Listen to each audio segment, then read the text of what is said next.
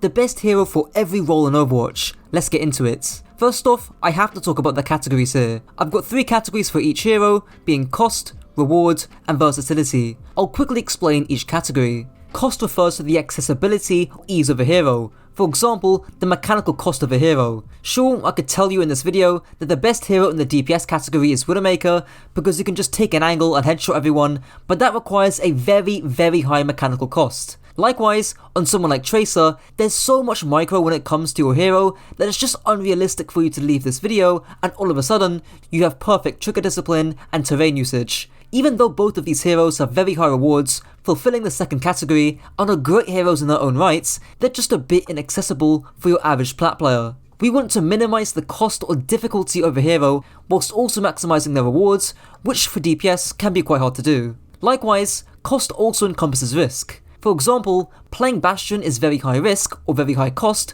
because you have a massive hitbox, you're slow in your turret form, and your turret form cycles are very telegraphed. Before I continue, you can now become a channel member on the Cager channel, gaining some cool new emotes and icons to use whenever I stream, priority replies in the YouTube comments, and you also get a shout out at the end of my videos. Small stuff like this really helps, so feel free to join the channel. The second category, which I briefly mentioned, is rewards. This can be quite tough to break down, but essentially, it boils down to how much value your hero can get towards winning a teamfight, whether that be in directly getting kills, space creation, or utility that helps your team kill the enemy team. For example, like a biotic grenades. And the third category is versatility. This is super important to keep in mind because it ensures consistency in the reward of a hero. In other words, is this hero gonna suck on a lot of maps, or is this hero gonna suck against a lot of different comps? Not gonna lie, this factor becomes pretty important when it came down to the DPS. Anyways, let's get onto the tank I've chosen, which I don't think any of you are gonna be surprised by. Pew pew!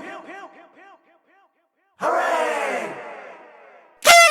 Starting off with Junker Queen's cost. Her only real mechanical cost is in her knife and maybe some trigger discipline up close with her shotgun. That's basically it. And from the Junker Queen that I've coached recently, people toss their knives out without even thinking about their placements, whereas if you just focus on trying to land your knife and predict where the enemy is going to move, you will at least hit double the knives that you already do. I'll get onto this in the rewards section, but your knife is just so important on Queen. There's 2 other costs you have, being mechanics and cooldowns. As for your shotgun, again, it doesn't require much effort, but just take the extra half a second to line up your crosshairs when you're trying to hit a target up close, because you can miss a few shots on Queen in a row, which can hamper your output on the hero. The last cost, being your cooldown cost, is probably your largest cost in the hero. A 14-second cooldown cost for commanding Shout is pretty sizable, but keep in mind that you won't need to use it if you have good cover usage, as well as maximizing your bleed uptime with your knife and axe. Now onto Queen's rewards. Good news for the Queen players, she's got bloody high rewards. Let's begin with the elephant in the room,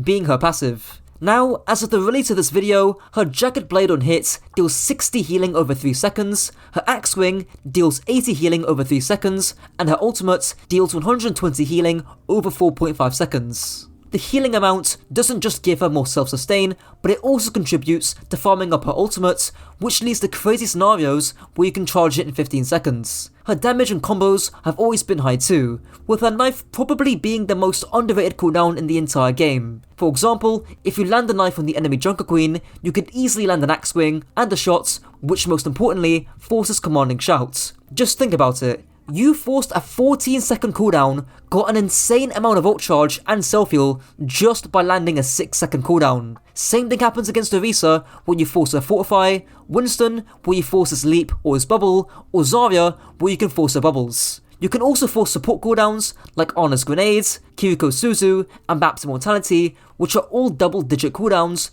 just from your knife. And the last thing to mention about your rewards is your Rampage. The key thing is to Rampage in the mid-fight because it means there's less cooldowns to stop the insane damage and self-heal that you can get off with your Rampage. And lastly, of course, Queen's versatility. This is likely the area where Queen struggles the most because she isn't great into Zarya and she's pretty tough to run on maps with high ground like Dorado, Paraiso and Gibraltar because she obviously doesn't have any vertical mobility, but aside from that, Queen is great on most maps, at least for now. and she has a good matchup against most tanks too. Orisa is fairly neutral, but against Reinhardt, Ramattra, Roadhog, Doomfist, and Winston, it's tough to play those heroes into her. Her biggest support counters are likely Ana Kiriko, solely because of Nade and Suzu, but at best, they're soft counters if anything, and they don't spell the end of the world for Queen. In short, abuse this hero for the time that you have. Now onto the DPS, I, to some people's surprise, have Cassidy. No, I'm greedy, stuck inside the belly of the beast. Can you please pray for me? Get God on the phone. This might be quite quick because Cassidy is pretty simple in terms of hero design, but that also makes him simple to execute in the game. As for the first category in cost, it isn't really low, but for any DPS, the cost can't be that low without sacrificing some rewards. The biggest cost with Cassidy comes from the mechanical side of things, where it can obviously be quite difficult to consistently hit your shots and 3-shot a target on repeats. I will say though that Cassidy doesn't really have any easier competition when it comes to that, especially when you compare him to Sojourn or Hanzo. Next up is Cassidy's rewards, and to nobody's surprise, it's pretty darn high. I was recently coaching a Cassidy player on Numbani, and one of the key things to help increase his rewards was his mid-fight positioning, or what I like to call mid-fight rotations. Overwatch League players will do this all the time, and even Grandmaster players can forget to do this on occasion. Take this example here on Numbani 3rd-point defense. The Cassidy stacks main doesn't really do much and gets run over by the Ramattra. Not only is he not doing anything or getting any value, but he's also at more danger because he's more likely to take damage either from random spam or from getting run over. Alternatively, if the Cassidy had done a mid-fight rotation to his left side, he'd be much safer, and he'd also be doing a lot more because Cassidy could easily 3-shot any support he'd like. Most importantly, you would time this rotation in the mid-fight because attention is being diverted on the front line. In other words, the supports are going to be looking down main and will not be expecting a Cassidy to soft flank from behind. And lastly, onto your versatility. This is really where Cassidy differentiates himself from the other DPS heroes, because that last example on the soft flank could be done on any DPS hero. However, whilst I believe heroes like Widowmaker and Hanzo do have a technically higher reward than Cassidy, it's Cassidy's sustain in his magnetic grenade and his ability to hold his own that solidifies his spot here. On very few maps and against very few comps is Cassidy a bad pick, and in your average comp game, I'm not going to complain if a Cassidy is on my team. I'd much rather have a Cassidy than a Hanzo if we're playing into Winston Tracer or Ball Tracer. Now onto the support role, and here I have Ana. Cornrow Kenny, he was born with a vision all morning with the mixed dashboard, triple digit parallel park like an alien came visit. Ana's cost is, on the surface, quite high. Both her cooldowns are double digits in terms of length, and your healing shots are pinpoint projectiles. However, compare Ana to the other top supports around her, like Baptiste and Kiriko, and her cooldown lengths are more justifiable. Also, considering that your other support is likely going to be healing the DPS, who are harder to aim at, alongside the fact that your healing shots have a bigger projectile when shot at friendly teammates, and the mechanical cost of Ana isn't that high. Now I assume I'm gonna get one comment mentioning how Zen has no cost because he holds M1 most of the time and his Discord has no cooldown. But there's a big cost with Zen, and that's the risk when running him. One competent tracer and you're finished most of the time. Same against any flanker who kinda knows what they're doing. Ana at least has some countermeasures thanks to sleep darts, the self-heal and nades, as well as having a significantly better hitbox than Zen, all decreasing her risk. Moving on to Ana's rewards, and that's where she really shines. It's her nade that does the heavy lifting for her. Remember that last clip on Numbani and the soft flank? Well, you can do the exact same thing on Ana, but instead of landing shots like Cassidy, it could be landing the fattest nade of all time. In almost every fight, there's always going to be an opportunity for you to soft flank and land a big nade when nobody's expecting it. Even in Overwatch League, when it's harder to pull off these flanks, you're constantly seeing top tier flex supports land these game changing nades every fight. And the nice thing is, landing these nades are pretty easy to do. You don't need to be precise, you just click one button and aim roughly where they are. It's not like you're flanking on Widowmaker and having to hit every headshot. There's this somewhat old clip of me going through another example on Ana, and I'll play it here because I think it's a fairly good demonstration. Imagine if you were here. Look at the nade you could get on backline here.